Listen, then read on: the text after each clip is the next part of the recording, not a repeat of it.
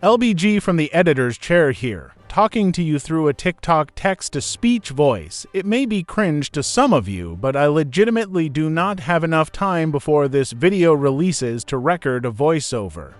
The Indiana Jones and the Great Circle video won't be coming out for some time. The gameplay recording corrupted and ruined the file. I think it might be a hardware limitation of my laptop. For now, we press on with the video. Back to LBG Reviews. Please be sure to like and subscribe.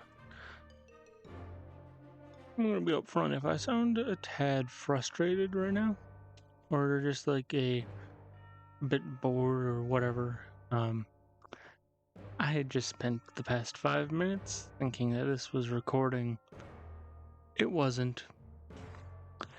But hey, those are small details, but we're getting it down into smaller today. Today we're talking about Grounded, a survival crafting game where you play as one of 4 teenagers who was shrunk down by an evil corporation and now have to survive in a backyard. The game sees you fighting a wide variety of insects and different bugs, trying to gather resources for better armor, weapons, tools, so that you can try to figure out a way to get yourself back to normal size. The game has a wide variety of accessibility settings, ranging from colorblind settings. Then it has options to adjust the leniency for what angle you can pick things up at, whether it's like fairly lenient or extremely precise.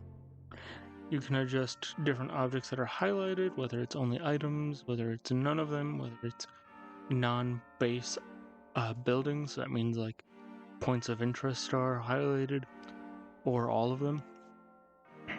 You can adjust your reticle and the opacity of it, the size of it. You can adjust UI scaling, adjust subtitles, their border, their text.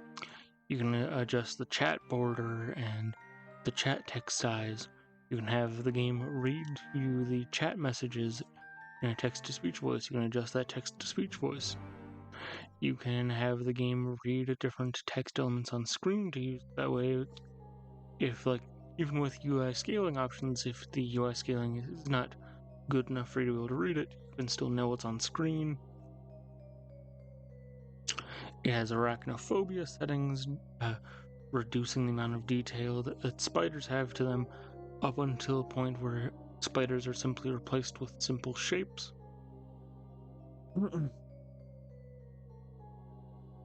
Then you can adjust controller vibration, you can adjust dead zones and things like that. You can toggle crouching and you can toggle sprinting. And that's all the accessibility settings that the game has. For a long time in my life, I was a big fan of survival crafting games. Like mid 2010s into kind of around 2020 is when I started falling out of love with them.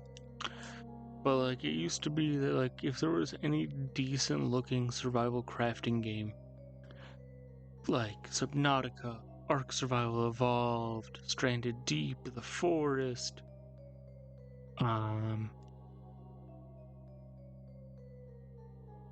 Grounded, and all these other ones,